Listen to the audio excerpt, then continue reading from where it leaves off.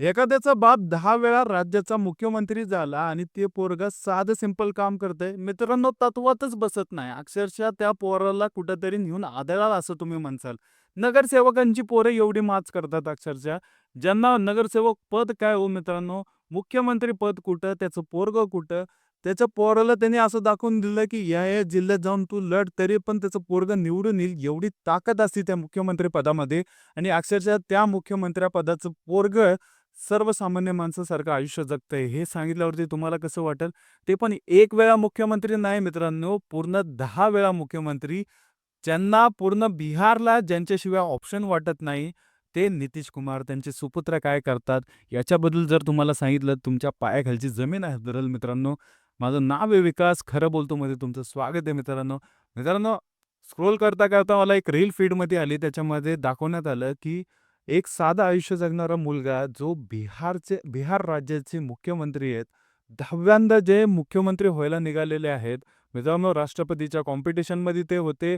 अक्षरशः त्यांच्या हातामध्ये एवढी पॉवर आहे, की सेंट्रल गव्हर्नमेंट ते देखील हलवू शकतात. मित्रांनो, त्यांचे खासदार पूर्ण एन-डी-एला सपोर्ट आहे त्यांचा. त्यांनी माघार जर घेतली ना, तर 2 मिनिटांमध्ये पूर्ण भारतीय जनता पार्टीला त्यांच्या समोर येऊन घाबरून बसतील, एवढी मोठी त्यांची ताकद आहे. कारण मित्रांनो, नितीश कुमार यांच्याकडे जेवढे खासदार आहेत ना, त्या खासदारांच्या बेसिसवरती आणि चंद्राबाबू नायडू हे 2 व्यक्ती एवढे पॉवरफुल आहेत खरं म्हटलं तरी आता भारतामध्ये. यांच्यामुळे सरकार चालू आहे. सेंट्रल गव्हर्नमेंटचं सरकार चालू आहे. स्टेट गव्हर्नमेंटचं सरकार त्यांचं तर सेपरेट चालू आहे मित्रांनो.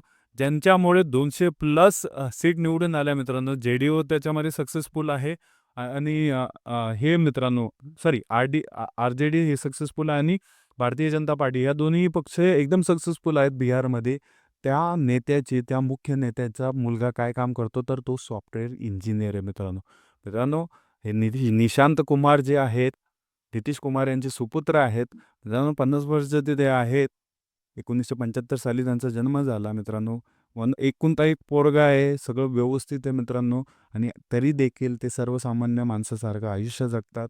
मित्रांनो, त्यांना पॉलिटिक्समध्ये काहीही इंटरेस्ट नाही आहे. त्यांना 2025ची जी निवडणूक झाली आत्ता, त्या इलेक्शनमध्ये थांबण्याची विनंती करण्यात आली कार्यकर्त्यांकडनं. परंतु ती त्यांनी ठोकारली. मला इंटरेस्ट नाही आहे पॉलिटिक्समध्ये, मला यायचं नाही आहे. मित्रांनो, बापाचं ऋण घ्यायला, बापाचं सक्सेस घ्यायला पोरं लई जण पुढं-पुढे येतात. पॉलिटिक्समध्ये पण बघितलं असेल, की माझा बाप एवढा मोठं करून गेलेला आहे. माझ्या बापामुळं अक्षरशः राज्य चालतं. मग काय झालं? माझ्या बापाचं नाव मी लावणार आणि मी पुढं-पुढं करणार. मला तुम्ही वोट दिलं पाहिजे. मी माझ्या वडिलांचा सक्सेसर आहे, असं लोकं म्हणतात. परंतु हे पहिलं उदाहरण आहे, की अक्षरशः ज्याचा बाप 10व्यांदा मुख्यमंत्री बनतोय बिहारचा, तो पोरगा अक्षरशः काय म्हणे, की मला या सगळ्या गोष्टीमध्ये इंटरेस्ट नाही आहे. मला पॉलिटिक्समध्ये नाही यायचं. बिर्ला इन्स्टिट्यूट ऑफ टेक्नॉलॉजीमधनं त्यांनी इंजिनिअरिंग केलं. त्याच्यानंतर मित्रांनो सॉफ्टवेअर इंजिनिअरिंगमध्ये त्यांनी कामं पण केली. मित्रांनो, अक्षरशः 2-2.5 करोड रुपयाची जेवढी त्यांच्या आईने दिलेले पैसे आहेत त्यांच्या नावाने केलेले, तेवढी प्रॉपर्टी त्यांच्याकडे आहे, लीगल प्रॉपर्टी आत्तापर्यंत.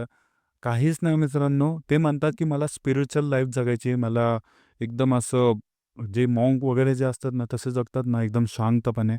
जसे हिमालयातले गुरुजी वगैरे जे लोकं असतात ना, त्याप्रमाणे मला आयुष्य जगायचं आहे, असं ते म्हणतात मित्रांनो.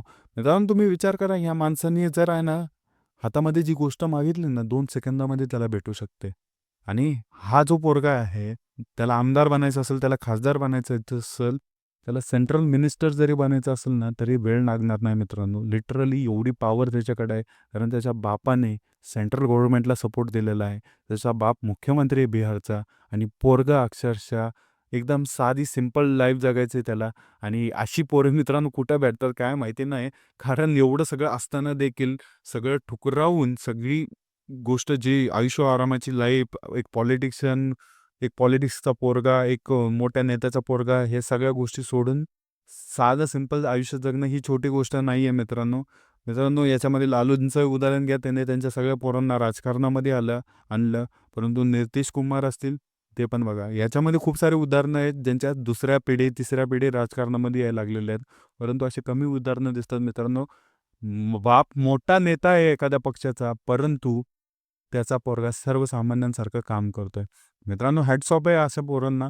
की जे बापाचं सक्सेसरशिप म्हणजेच काय म्हणतात त्याला नेपोटिझम हे सगळं घेऊन पुढे जात नाही. जर जमत नाही तर मला नाही आवडत ती गोष्ट मला नाही करायची. अशा गोष्टीवरती ठाम राहणारे पोरं कमी आहेत. त्यामुळे असल्या पोरांना देखील सलाम आहे मित्रांनो.